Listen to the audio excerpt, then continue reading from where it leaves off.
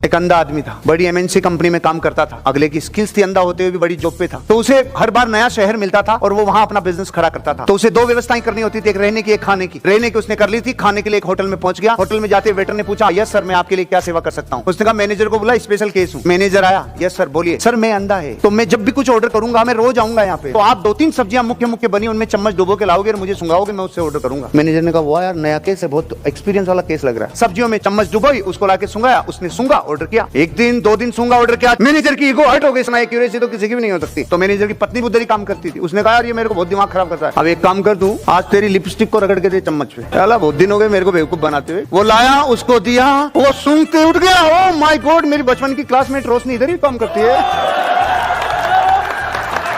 Manager बेहोश और रगड़वा। अनुभव के आगे किसी की नहीं चलती है दुनिया में। एक्सपीरियंस लर्निंग सबसे बड़ी लर्निंग है। जिंदगी में जितनी मुश्किलें आती है और रास्ते में जितने बैरियर्स आते हैं और तकलीफें आती है, आधे से ज्यादा लोग रोते हैं। और कुछ लोगों को रहस्य पता है कि ये मुश्किलें ही आगे बढ़ाती है, ये मुश्किलें आगे बढ़ाती है। जब पक्षी अपने अंडे देता है ना और अंडे को फोड़ के उसमें से जीव बाहर आने का कोशिश करता है, बाहर आने की कोशिश करता है, तो जिस माँ को दया आ जाए, अरे बहुत तड़प रहा है, अरे बेचारे से दीवार तोड़ी नहीं जा रही। दुनिया का कोई भी माँ, वो मादा माँ उस अंडे को फोड़ के बच्चे को बाहर नहीं निकालती। किले तू निकल रही जल्दी से यार, तू आ। पता है क्यों? उस दीवार को तोड़ते टाइम वो जो प्रेशर सहन करेंगे ना उसके पंख, उससे जिंदगी भर उड़ेगा। इसलिए कभी किसी के पंख मत मारना, कभी किसी की इतनी ओवर हेल्प मत कर देना कि उसके पंख ही चले जाएं, उसकी प्रतिरोध करने की क्षमता ही खत्म हो जाए।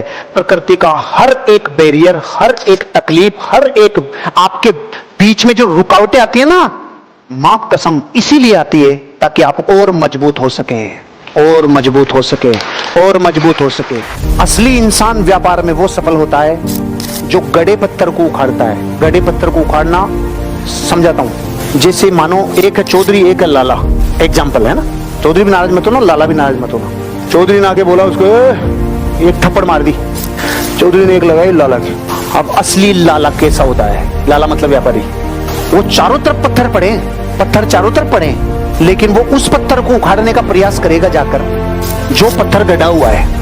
तू रुक रुक साले, तू रुक, तो एक रुक, भागना मत, तो एक रुक साले।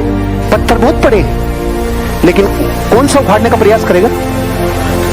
पता है क्यों? उसको पता है यार या तो ये भाग जाए, तब तक भाग जाए यार, और ये उखड़ेगा नहीं, क्योंकि औरों में तो टाइम ही नहीं लगेगा ना। इस धरती पे व्यापार की दुनिया में वही लोग अमीर और कामयाब बने जिन्होंने गड़े पत्थर उखाड़े, जिन्होंने थप्पड़ के जवाब पत्थरों से दिए। वो लोग धरती पे अमीर कभी नहीं बने।